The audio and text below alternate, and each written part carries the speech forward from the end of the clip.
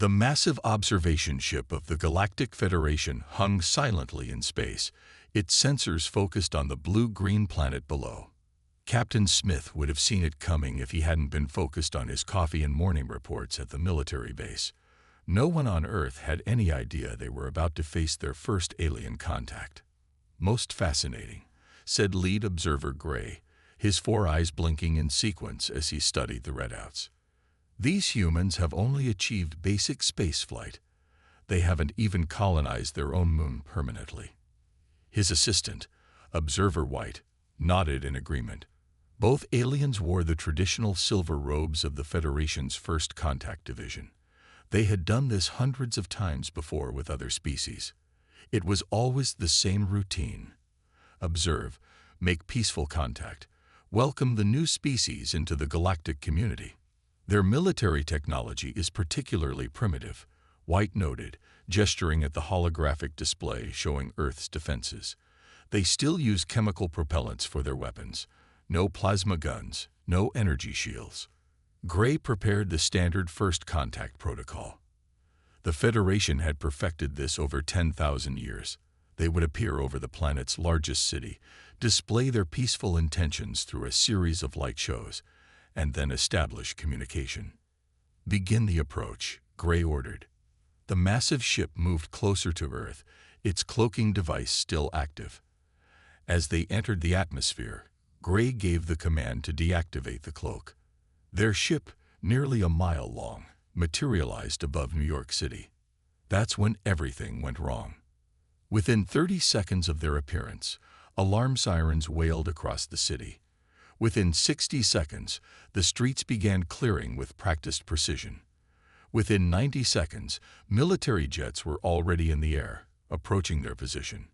"Impossible," White gasped, checking his instruments. "Their response time.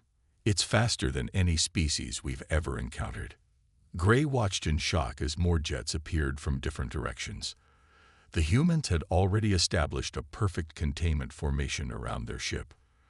On the ground, military vehicles moved into position with incredible speed. Civilian emergency protocols were executing flawlessly. "They're maintaining communications despite our presence," White reported, his voice shaking. "Our field should be disrupting their primitive technology, but they've adapted almost instantly." The humans had backup systems. They had plans for this. They had trained for this. Scanning their facilities now, White continued, his 4 eyes widening in horror. "Lead observer, they have military bases everywhere. Their entire civilization is built around the capability for instant warfare." Gray watched as missile batteries emerged from hidden positions around the city. Submarines surfaced in the harbor, their weapons trained on the alien ship. Military satellites above had already adjusted their orbits for better coverage. "Their weapons may be primitive," Gray said, "but look at their coordination. Their speed. Their precision." He paused, realizing something that chilled him to his core. They'd been practicing for war their entire history. A transmission cut through their communication system. A calm, steady human voice spoke in clear tones. "Unidentified craft, you have entered restricted airspace. You are surrounded. Any hostile action will be met with immediate and overwhelming force. Respond with your intentions or we will be forced to engage." The humans had managed to analyze their communication frequencies in minutes. They had adapted their technology to speak with aliens almost instantly. And despite the shocking appearance of an alien spacecraft, their voices remained steady, professional, ready for combat. "We should leave," White whispered. "These humans, they're different. Look at their historical records. Every major advancement in their technology came from warfare. They developed powered flight and immediately used it for combat. They split the atom and turned it into a weapon. They're not like the other species we've contacted." Gray nodded slowly, finally understanding what they had discovered. The Federation had never encountered a species that had evolved through constant warfare, that had built their entire civilization around the capability for combat, that could respond to threats with such terrifying efficiency. "Send word to the Federation Council. Gray ordered as their ship began to retreat. Earth must be classified as a high-threat world. These humans, they're not just another primitive species. They're natural warriors, born from countless generations of conflict. As their ship disappeared back into space, Captain Smith finally got to finish his coffee, now cold. Around him, the military base hummed with activity as they analyzed every scrap of data they had gathered from the alien ship. Humanity's first contact had lasted less than 15 minutes, but they had already learned so much. And somewhere in orbit, Gray made his final log entry. The humans were ready for war before they even knew we existed. May the stars help anyone who actually threatens their world. The Federation Council chamber was silent as lead observer Gray finished his report. The massive circular room, filled with representatives from 500 alien species, remained unusually quiet. On the giant screen behind Gray, images of Earth's military response played in a loop. "You mean to tell us," Council Leader Blue spoke slowly, his tentacles waving in agitation, "that these humans were ready for combat within minutes of first contact?" "Yes, Council Leader," Gray replied. "But that's not the most disturbing part. Our deep scan of their planet revealed something even more frightening." He gestured, and new images appeared on the screen. "This is their history." The council members watched in horror as scenes of human warfare play out before them. Thousands of years of combat, from ancient battles to modern conflicts, flashed across the screen. Unlike any known species, Gray continued, humans didn't evolve through peaceful competition. They evolved through constant warfare. They've been fighting their entire history, not just against nature, but against themselves. Observer White stepped forward with additional data. "We've analyzed their physical capabilities. Humans have unmatched endurance among all known species. They're what they call persistence predators. They never stop. They never give up." The images changed to show human athletic competitions. Marathon runners, boxers, wrestlers, and soldiers in training exercises. "They do this for fun," White explained, his voice trembling slightly. "They deliberately push their bodies to extreme limits, voluntarily experiencing pain and exhaustion. They call it sports and exercise." A medical officer named Green stood up from her seat. "Our analysis of human biology is equally disturbing. They can survive injuries that would kill most species. Their bodies actually become stronger after being damaged. They call it building muscle." The council members shifted uncomfortably in their seats as more data appeared on screen. Humans lifting weights, running through obstacles, fighting in rings for entertainment. "Look at this," Green continued. "They have something called adrenaline. When in danger, their bodies release chemicals that make them temporarily stronger, faster, and more resistant to pain. They're literally built for combat." Council Leader Blue raised all four hands for silence. "What about their technology? You said it was primitive." "That's what makes them even more dangerous," Gray replied. "They achieved spaceflight while still using chemical rockets. They split the atom while still burning fossil fuels. Their technology is primitive because they advanced through warfare, not peaceful development. Every major technological leap they've made came from military research." The screen showed the history of human flight, from the first airplanes to modern fighter jets, all developed in just over 100 years. "And now they have samples of our technology," White added quietly. "During our brief contact, they gathered enormous amounts of data, given their history of reverse engineering and adapting enemy technology." The chamber erupted in worried murmurs. Council Leader Blue called for order. "There's one more thing," Gray said, his voice grave. "We checked their entertainment media. Their most popular stories. They're about war. Their games. About combat. Their children play with toy weapons. They make movies about fighting aliens. And in these movies, humans always win." The council watched clips from various human action movies. To the aliens, they looked like horror films. Humans engaging in combat, enduring terrible injuries, yet fighting on. We must classify Earth as a death world, Green suggested. Their gravity is higher than standard. Their wildlife is aggressive. Their weather is extreme. And they evolved through all of this while fighting each other constantly. Council Leader Blue looked troubled. No species has ever been classified as a death world civilization before, but perhaps we have no choice. He turned to address the full council. We are dealing with something unprecedented, a species that treats warfare as both a science and an art, a species that trains for combat even in times of peace. The final images showed human children in martial arts classes, learning combat skills while still young. The question isn't whether humans are dangerous, Blue concluded. The question is, what do we do about a species that has turned warfare into a fundamental part of their civilization? As the council debated, Earth continued its normal routines.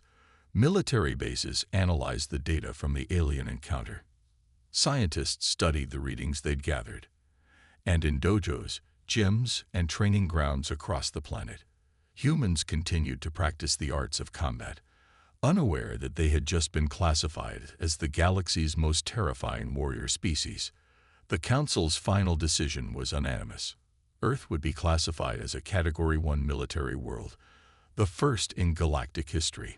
The Federation would need a new approach, because one thing was clear: humanity wasn't just ready for war.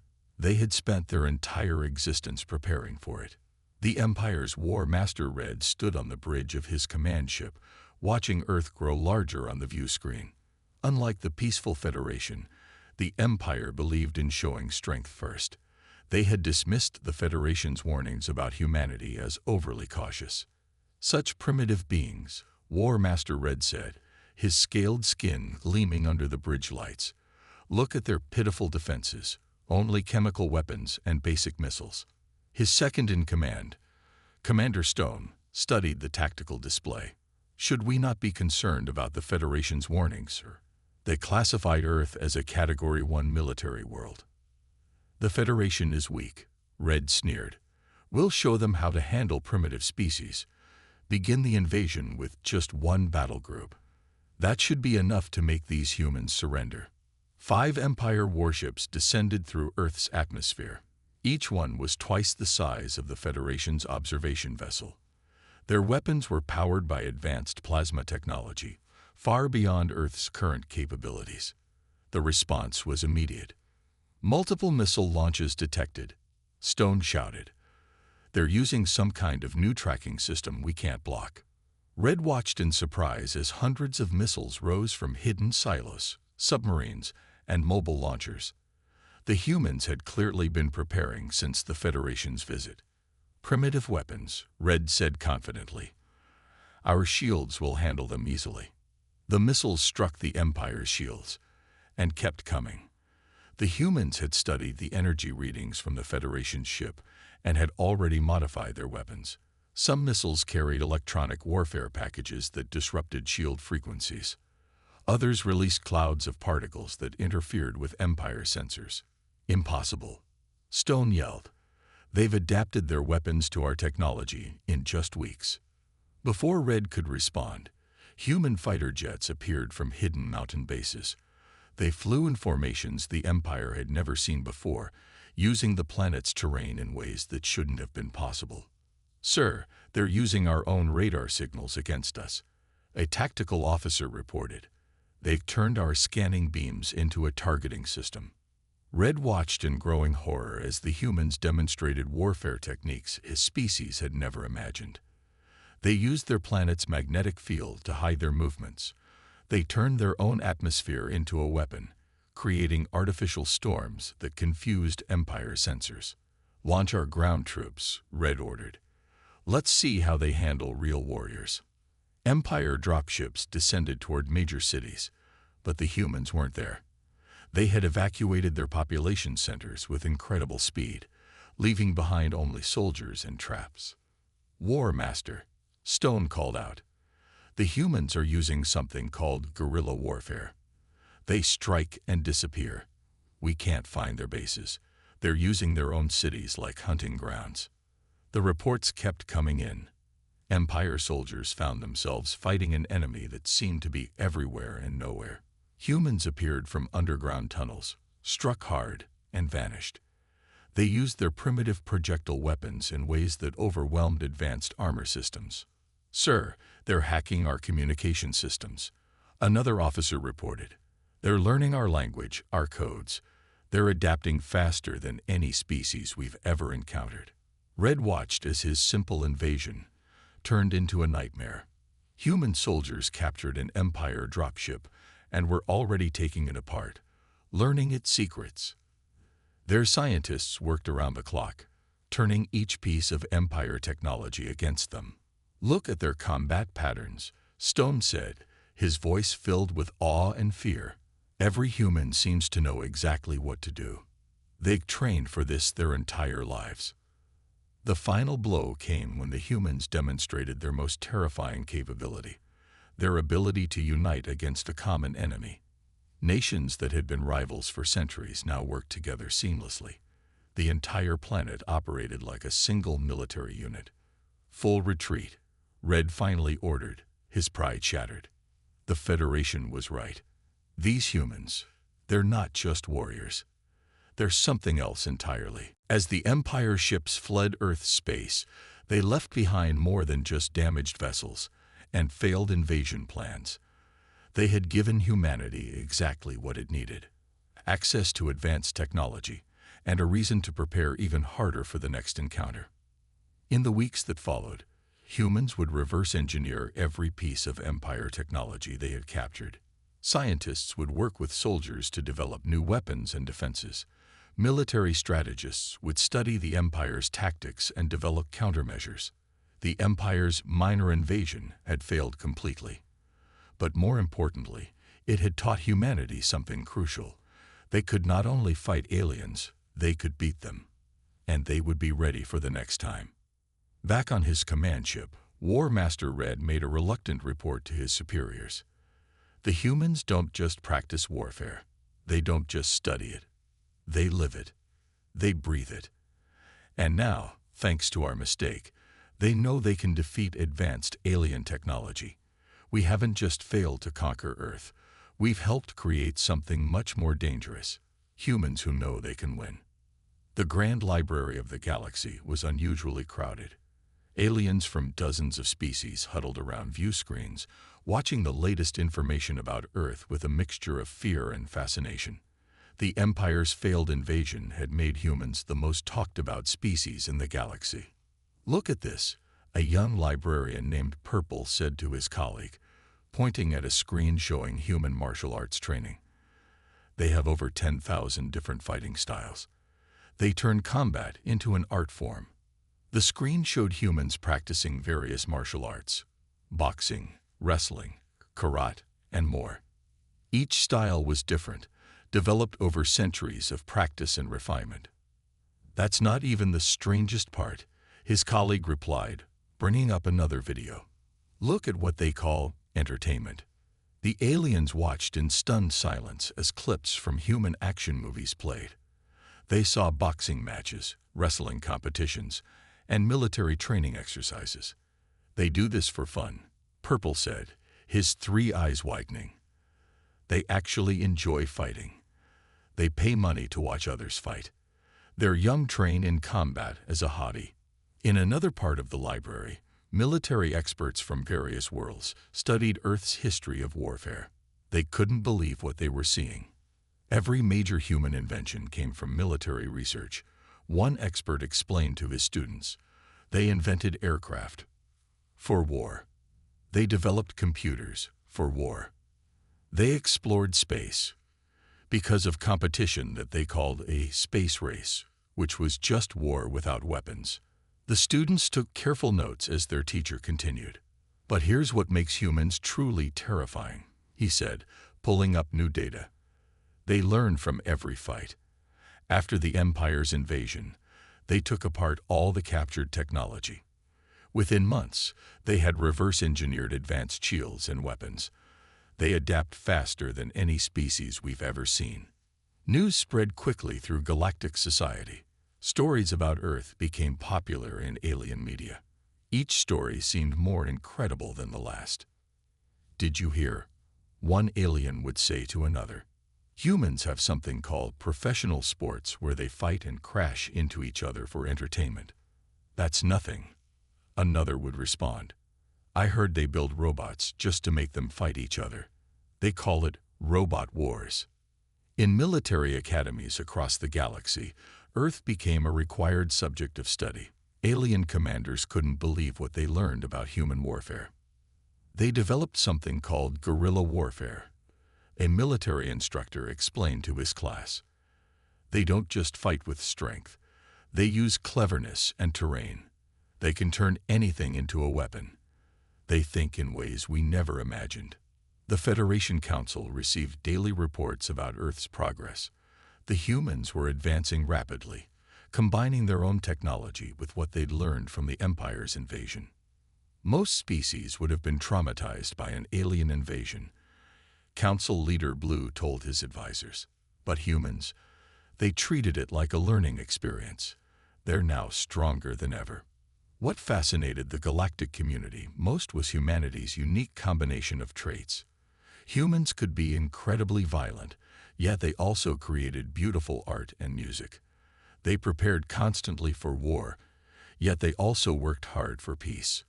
"Look at their history," a galactic historian said during a popular lecture. "They fight terrible wars, then help rebuild their enemies' countries.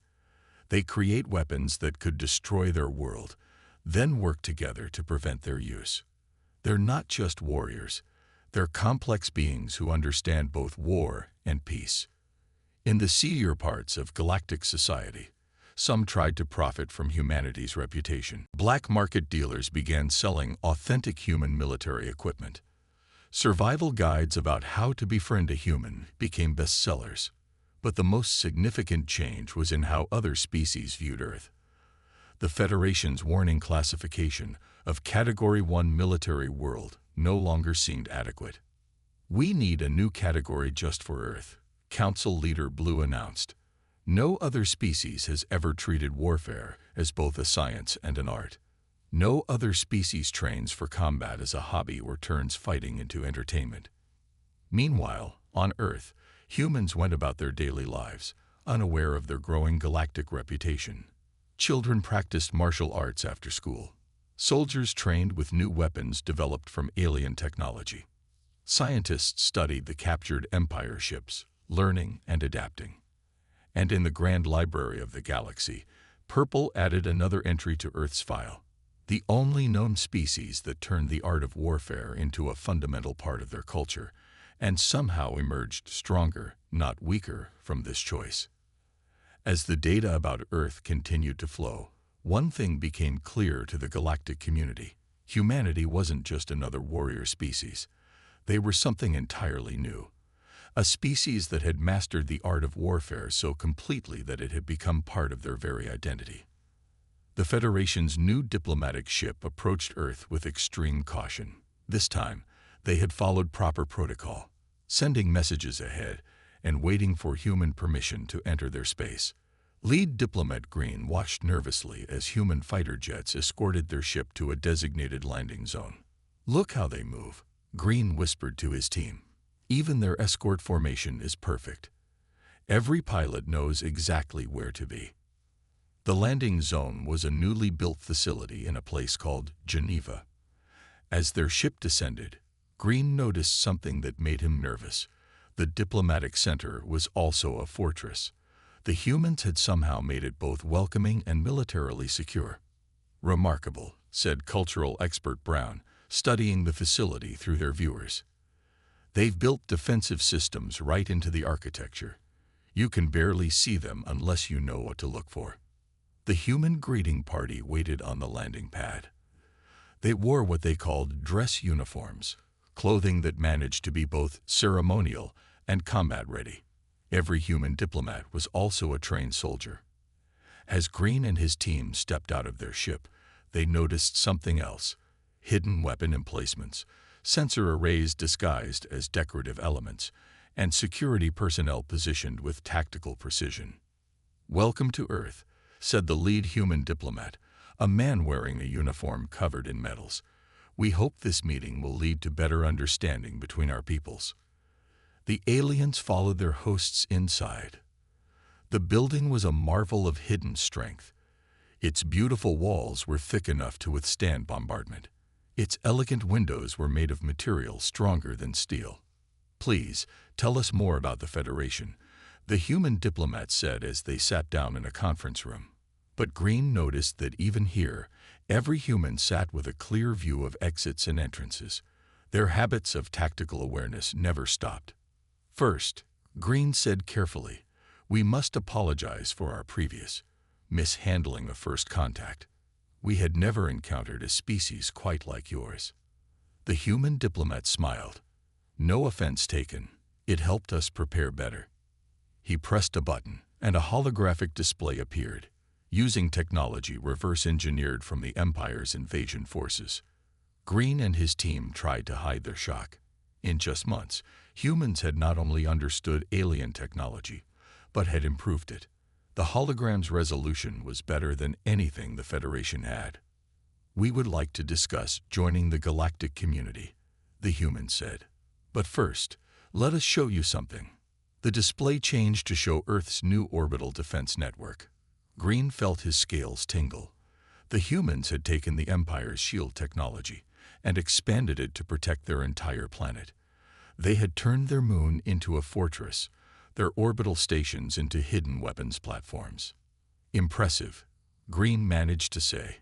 "You've advanced very quickly." "We learn fast," the human replied simply. "Especially when we need to." The meeting continued, and Green's team learned more about humanity's unique nature. They discovered that humans had developed most of their new technology through something called international cooperation. Different nations working together, combining their knowledge. "You mean," Brown asked in amazement, "that you share military technology with former enemies?" "Of course," the human diplomat replied. "We're stronger together than apart. That's one of the first lessons of warfare." Then came the most surprising revelation. The humans showed them their entertainment, not just their war movies and combat sports, but also their art, music, and dance. Many of these art forms, they learned, had evolved from war dances or martial displays. "You see," the human explained, "we don't just train for war. We learn from it. We turn it into art, into sport, into dance. We take the skills of combat and find new ways to use them." Green began to understand something profound about humans. They hadn't just mastered warfare. They had transcended it. They could be both warriors and artists, soldiers and diplomats, fighters and peacekeepers. As the day ended, the Federation team prepared to leave with a new treaty, one that would bring Earth into the galactic community. But it was a different kind of treaty than they had ever written before. "Remember," the human diplomat said as they departed, "we want peace. We truly do. But we believe that the best way to keep peace is to be ready for war." Green finished, finally understanding. Back on their ship, Green wrote his report to the Federation Council. "The humans are unique not because they are warriors, but because they have made warfare into something more. They have turned the art of combat into a foundation for their entire civilization. And somehow, this has made them not more violent, but more capable of understanding both war and peace. The galaxy would never be the same. The age of human influence had begun." The Galactic Military Academy's main hall fell silent as the human instructor walked in. He moved with the natural grace of a trained warrior, each step precise and measured. The alien students watched nervously. This was the first time a human had been invited to teach at the galaxy's most prestigious military school. "Today," the human instructor began, "we'll learn about something we call combined arms tactics." He activated the holographic display, showing various types of military units working together. "But first, let me ask you all a question. Why do you fight?" The alien students looked confused. An Empire cadet raised his hand. "To win, of course." The human smiled. "That's what everyone thinks at first. But humans learned something different over thousands of years of warfare. We fight to protect, to defend. Victory isn't just about defeating an enemy. It's about achieving peace. Over the next few hours, the alien students learned things that challenged everything they knew about warfare. The human taught them about guerrilla tactics, about using terrain to their advantage, about the importance of morale and leadership. "Sir," one student asked, "is it true that humans train in combat even during peacetime?" "Absolutely," the instructor replied. "We have a saying, si vis pacem, para bellum. If you want peace, prepare for war. But we also train to understand war's cost. That's what makes us different." Meanwhile, across the galaxy, other humans were making similar impacts.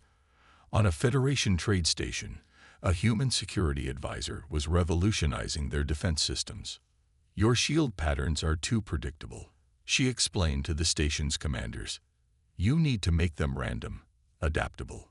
That's how Earth's defenses work. We never do the same thing twice." The aliens were amazed by how humans could think about combat in ways they never imagined. Humans didn't just fight with weapons. They fought with their minds, using strategy and creativity.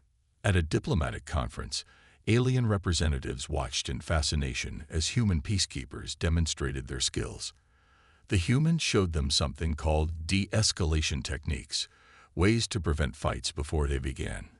"Combat should be the last resort," the human peacekeeper explained. "We train so hard for war precisely because we want to avoid it. The better you are at fighting, the less you need to fight." But what really shocked the galactic community was how humans treated military knowledge. They shared it freely with their allies, teaching others the skills they had learned through centuries of conflict.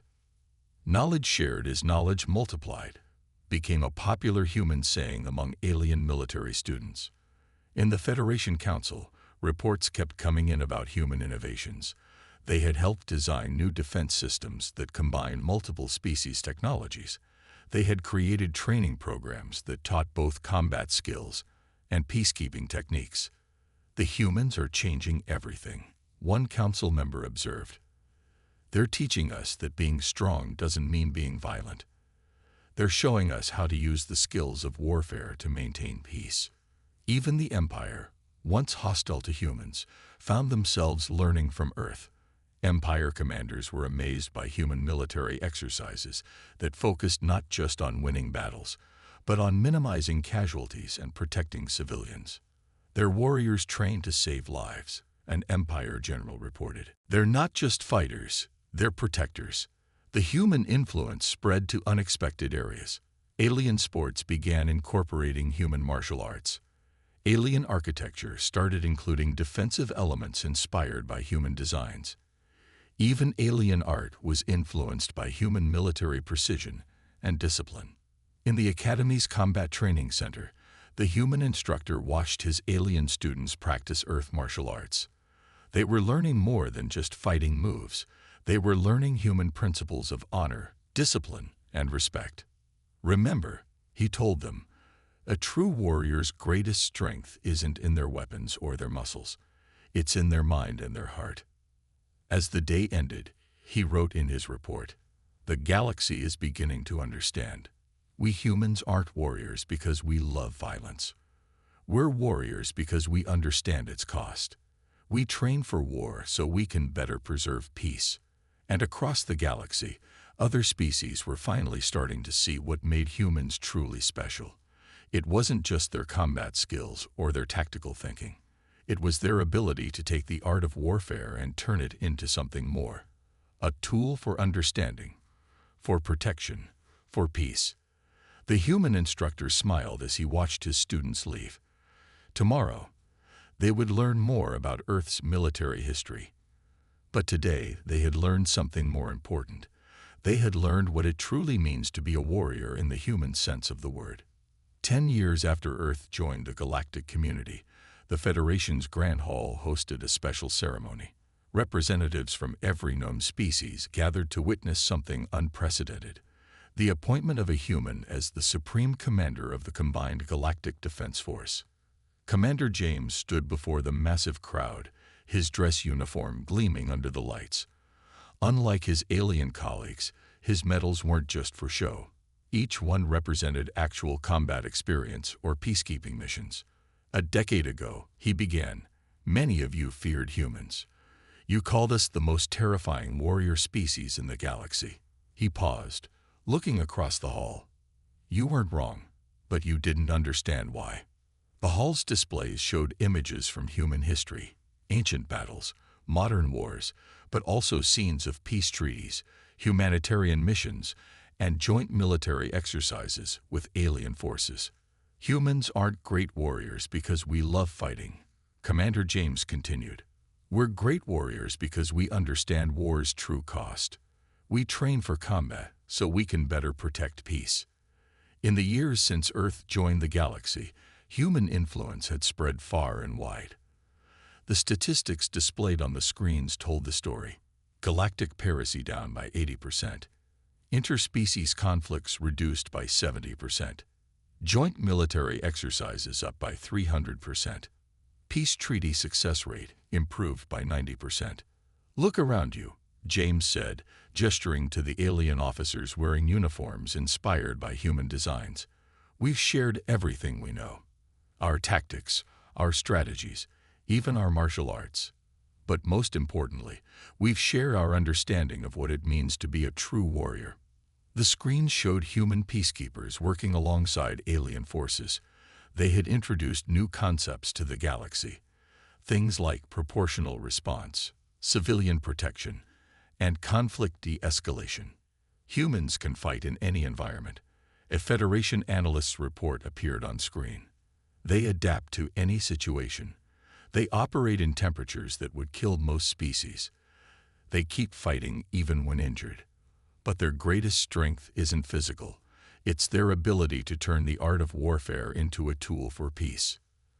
Commander James walked to a display showing Earth's current status.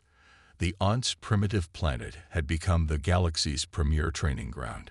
The human-designed Galactic Military Academy now taught everything from combat tactics to peaceful conflict resolution. "We've learned something important from joining the galactic community," James said. "We're not alone in wanting peace. Every species here desires it. We humans just approach it differently."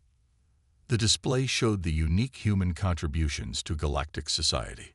Combat training that emphasized protection over destruction. Warfare technology adapted for peaceful purposes. Military discipline applied to peacekeeping. Warrior traditions transformed into cultural exchanges. "Today marks a new chapter," James announced. "The galaxy finally understands what we humans learned through countless generations of warfare. The strongest warrior isn't the one who wins every battle, but the one who knows how to prevent battles from happening." In the audience, lead observer Gray, who had first discovered Earth, watched with amazement. The species he had once feared had become the galaxy's greatest protector. Human warriors now served as peacekeepers, trainers, and diplomats throughout known space. "The truth about humanity," James concluded, "isn't that we're the most terrifying warrior species. The truth is that we turned warfare into something more. We made it into an art of protection, a science of peace, a way to understand both conflict and harmony." As the ceremony ended, the galactic representatives rose in standing ovation. They finally understood what made humans unique. It wasn't their strength, their endurance, or their combat skills. It was their ability to take the skills of warfare and use them to build peace. In his private log that evening, Commander James wrote, "The galaxy called us the most terrifying warrior species, but they didn't understand what that truly meant. A real warrior's greatest victory isn't in winning battles. It's in preventing them." Humans didn't become the galaxy's protectors despite being warriors. We became protectors because we are warriors. Because we understand both war and peace, destruction and protection, conflict and harmony. And across the galaxy, on countless worlds, other species finally understood the truth about humanity. They weren't just warriors who had mastered the art of war. They were warriors who had mastered the art of peace through understanding war. The galaxy was safer now, not because it feared humans, but because humans had taught it a better way. The way of the warrior who fights not for glory, but for peace.